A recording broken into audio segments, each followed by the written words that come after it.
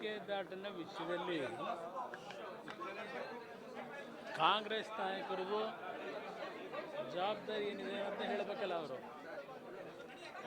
ನಾವು 100 ಬಾರಿ ಹೇಳಿದ್ದೇನೆ, ಪಕ್ಕದ ತಮಿಳುನಾಡಿನ ಇವರ ಮಿತ್ರ ಪಕ್ಷ ಇದೆಯಲ್ಲ PMK, ಅವ್ರ ಜೊತೆಗೆ ನೀವು ಕೂತು ಮಾತಾಡಿ, ಅವರಿಂದ ಒಂದು ಅನುಮತಿ ಪಡೆಯತಕ್ಕಂಥದ್ದಕ್ಕೆ ಚರ್ಚೆ ಮಾಡಿ ಅವ್ರನ್ನ ಒಪ್ಪಿಸಿದ್ರೆ ಪ್ರಧಾನಮಂತ್ರಿ ಹೇಳಿ ಕ್ಲಿಯರ್ ಮಾಡಿಸ್ಬೋದು. ನೀವು ಇವರು ವಿರೋಧ ಮಾಡ್ಕೊಂಡು ಕೋರ್ಟ್ಗೆ ಹೋಗಿ ಕೂತಿದ್ದಾಗ ನಾನೇನು ಮಾಡೋಕ್ಕಾಗತ್ತೆ? ನಾನೇನು ಮೇಕೆದಾಟನ್ನ ಹರಿಸ್ತೀನಿ ಅಂತ ಹೇಳಿ ಪಾದಯಾತ್ರೆ ಮಾಡಿರಲಿಲ್ಲ. ಪಾದಯಾತ್ರೆ ಮಾಡಿದ್ದು ಇವರು. ಪಾದಯಾತ್ರೆ ಮಾಡಿ ಅಧಿಕಾರಕ್ಕೆ ಬಂದರು. ಅಧಿಕಾರಕ್ಕೆ ಬಂದಾಗ ಮಾಡಬೇಕಾದ್ರೆ ಅವರು ಇದಕ್ಕೆ ನನ್ನ ಮೇಲೆ ಮೇಕೆದಾಟನ್ನ ತರಲಿಲ್ಲ ಅಂತ ಹೇಳಿ ನನ್ನ ಮೇಲೆ ಪ್ರತಿಭಟನೆ ಮಾಡಿದ್ರೆ ಉಪಯೋಗ ಏನಿದೆ? ಅವ್ರ ಕರ್ತವ್ಯ ಅಲ್ವಾ? ಅವ್ರ ಮಿತ್ರ ಪಕ್ಷ ಇದ್ದಾಗ ಅವ್ರನ್ನ ಕನ್ವಿನ್ಸ್ ಮಾಡೋದು ಕಾಂಗ್ರೆಸ್ನ ಕರ್ತವ್ಯ ಇದೆ. ಯಾವ್ಯಾವುದೋ ಬೇರೆ ಬೇರೆ ಕೆಲಸಕ್ಕೂ ಇದ್ದಾರೆ ತಮಿಳುನಾಡಿಗೆ. ಅವ್ರು ಕರೆದ ಮೀಟಿಂಗ್ ಎಲ್ಲ ಅಲ್ಲಿ ಹೋದಾಗ ಅವ್ರು ಕರೆದಾಗ ಮೀಟಿಂಗ್ ಹೋಗ್ತಾರಲ್ಲ, ಅಲ್ಲಿ ಕೂತು ಚರ್ಚೆ ಮಾಡಿ ಸೆಟೇಟ್ ಮಾಡ್ಕೊಬರ್ಲಿ. ಅದನ್ನು ಮಾಡಿದೆ.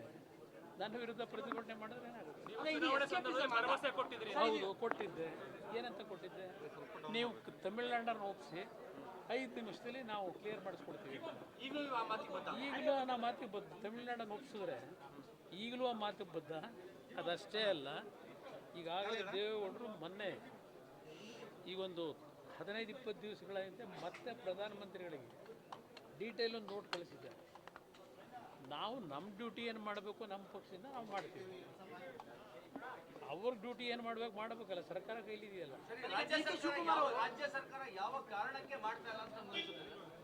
ಯಾವ ಕಾರಣಕ್ಕೆ ಅಂತಂದ್ರೆ ಅವ್ರಿಗೆ ಆ ಶಕ್ತಿ ಬೇಕಲ್ಲ.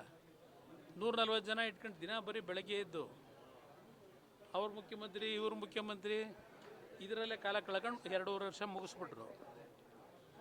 ತಮಿಳ್ನಾಡು ಜೊತೆ ಕೂತು ಏನಾದ್ರು ಮಾತಾಡಿ ಸೆಟೇಟ್ ಮಾಡಬೇಕಾಗಿತ್ತಲ್ವ? ಅದನ್ನು ಸೆಟೇಟ್ ಮಾಡದಿದ್ರೆ ಯಾರು ಏನು ಮಾಡೋಕ್ಕಾಗುತ್ತೆ? ತಮಿಳ್ನಾಡು ಹೋಗ್ತಾ ಇದ್ದಾರೆ, ಏನು ಮಾಡ್ತಾರೆ ಮಾಡ್ಕೊಂಡು.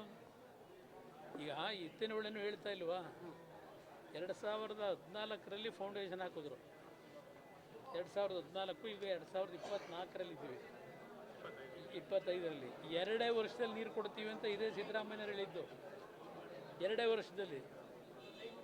ಇವತ್ತು 10 ವರ್ಷ ಆಗೋಯ್ತು, ಇನ್ನೂ ಕೊಡ್ತಾನೆ. ಅವರು ಇನ್ನೂ 2 ವರ್ಷ ಬೇಕಂತ. ಈಗ ಯಾವುದೇ ಕಾರಣಕ್ಕೂ ಇವತ್ತು ತಮಿಳುನಾಡಿನ ಒಂದು ವಿರೋಧಗಳೇನಿದೆ ಅದನ್ನು ಓವರ್ಕಮ್ ಮಾಡದೇ ಇದ್ದರೆ ಇವ್ರ ಕೈಲಂತೂ ಮಾಡೋಕ್ಕೆ ಸಾಧ್ಯ ಇಲ್ಲ. ಅದು ಪ್ರಶ್ನೆ ಇಲ್ಲ. ಇಲ್ಲಿ ಕೇಂದ್ರ ಸರ್ಕಾರಕ್ಕೆ ಇವತ್ತು ತಮಿಳ್ನಾಡಿನವರು ಅವರು ತಕರಾರು ತೆಗೆದು ಅರ್ಜಿಯನ್ನು ಕೊಟ್ಕೊಂಡಿದ್ದಾರೆ. ಸುಪ್ರೀಂ ಕೋರ್ಟ್ ಮುಂದೆ ಅರ್ಜಿ ಹಾಕೊಂಡಿದ್ದಾರೆ. ಇದೆಲ್ಲ ಕ್ಲಿಯರ್ ಆಗಬೇಕಲ್ಲ. ಅದನ್ನು ಕ್ಲಿಯರ್ ಮಾಡಲಿಕ್ಕೆ ಕೆಲಸ ಮಾಡಿದೆ. ಸರಿಯಾದ ಅಡ್ವೊಕೇಟ್ಗಳನ್ನ ಇಟ್ಕೊಂಡು ಕೆಲಸ ಮಾಡಿದೆ. ಬರೀ ಇಲ್ಲಿ ಬೀದಿಲಿ ಪ್ರತಿಭಟನೆ ಮಾಡಿದ್ರೆ ಏನಾಗುತ್ತೆ? ಈಗ ತಮಿಳ್ನಾಡವರು ಓವರ್ಕಮ್ ಮಾಡುವ ಶಕ್ತಿ ಈ ರಾಜ್ಯ ಸರ್ಕಾರಕ್ಕೆ ಇದೆಯಾ? ಅದು ನೀವು ಹೇಳಬೇಕು, ನಿಮಗೆ ಗೊತ್ತು, ನನಗಿಂತ ಹೆಚ್ಚಾಗಿ. ಈ ಸರ್ಕಾರ ಕಳೆದ 2.5 ವರ್ಷದಿಂದ ಯಾವ ರೀತಿ ರಾಜ್ಯದಲ್ಲಿ ಆಡಳಿತ ನಡೀತಾ ಇದೆ ನೋಡ್ತಾ ಇದ್ದೀವಿ.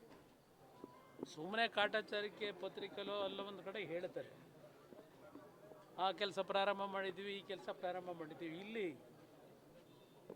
ಇವತ್ತು ಸುಮಾರು 3,500 ಇಂದ 4,000 ಹೆಕ್ಟೇರ್ ಭೂಮಿ, ಥಿಕ್ ಫಾರೆಸ್ಟ್ ಏರಿಯಾ, ವನ್ಯಜೀವಿಗಳಿರ್ತಕ್ಕಂಥ ಏರಿಯಾ.